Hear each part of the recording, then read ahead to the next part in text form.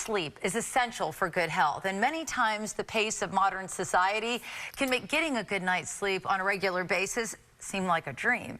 Here answering the top 3 viewer questions about sleep is psychologist Dr. Daniel Baughn. It is so great to see you, Dr. Baughn. You too, Gail. Thank you again for having me back. It's always lovely to come and chat about sleep. I know. It's one of my favorite subjects because it's so fleeting for so many of us. And before we jump into the viewer questions, talk to me about why sleep is so important. Yeah, so sleep is the foundation of almost everything in your body. So if we think about what your body's doing in the middle of the night, and we know a lot about how the brain and the body are kind of functioning in the middle of the night, but really what your body and brain are doing is really kind of, unpacking what happened in the day. Healing is happening in your body when sleep is occurring, especially stage 3 sleep. So we just know that sleep is good for lots of just overall good physical health. And when you say stage 3 sleep, what's that? Yeah, so there's 3 stages of sleep, and then there's REM sleep. So stage 1 is kind of that light sleep, or N1. You might be awake, you might be asleep, you couldn't really tell the difference. Stage 2 is a little bit deeper, so that's kind of when you take maybe like a cat nap and you might go a little bit deeper.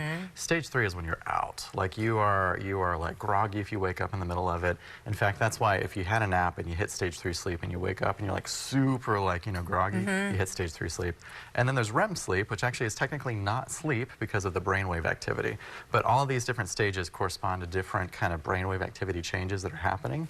And your brain is doing different things, your body is doing different things at each one of these stages. All right, that's very interesting. Yeah. All right, so let's get to our viewer question.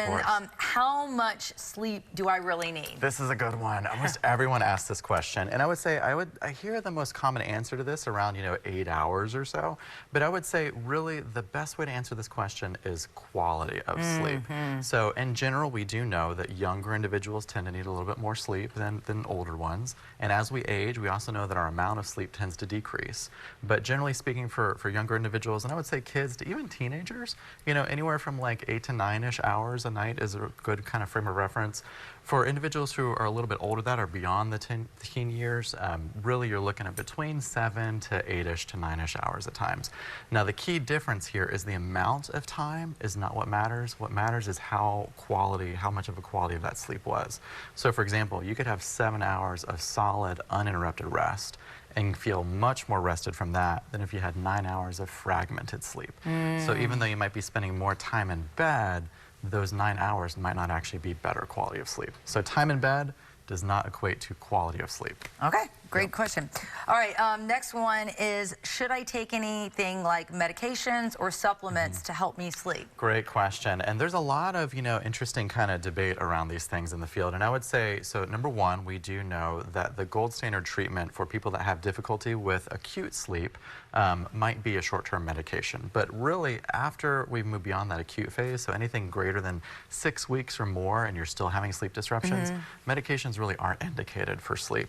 The same is kind of true for sleep supplements. So I can tell you, a lot of times I see clients and they come in and they're like, gosh, do I need more melatonin, or do I need more magnesium, or do I need, there's lots of things out there that people take for sleep these days, including things you can get lots of different places.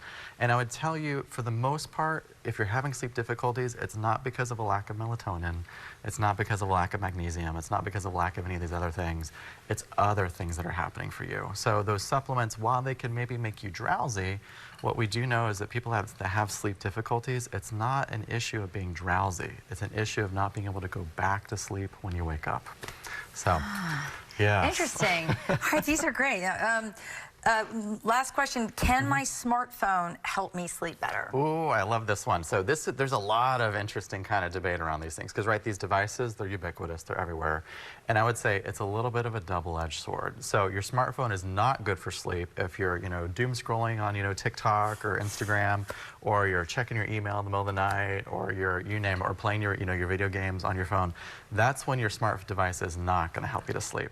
However, there are some parts of a smart device and your phone or laptop, and even kind of tablet that can help you if you learn how to use some of the features. Some of those features might be, a wind down routine. So both iPhone and Android have this, where you set it up of when you want to go to bed, and it'll kind of alert you maybe about 45 minutes beforehand. So you can be like, oh, it's time for me to maybe kind of put away the device or put away the TV and sort of kind of start my wind down routine. It's also really important to learn how the Do Not Disturb feature on your devices work too. So let's say you're going to take that power nap, which we've talked about before. Anything less than 30 minutes is a good nap for people. You don't want to really go beyond that, because then you might hit that stage stage 3 sleep that we talked about a few moments ago. So if you were to get that power nap, you really want to be able to quickly turn on Do Not Disturb and make sure that, that telemarketer doesn't wake you up, or that random breaking news alert doesn't wake you up when you're trying to catch your, 30-minute Z's. And then I would say the last part that a device can really be helpful for you too is if it can introduce some sort of noise camouflage. So whether it's playing white noise or soothing rain sounds, I would say use a device like that, wherever you're at. If you're in the airplane, it's just you, or if you're, by yourself or somewhere, you can actually use your smartphone to actually help you get better sleep.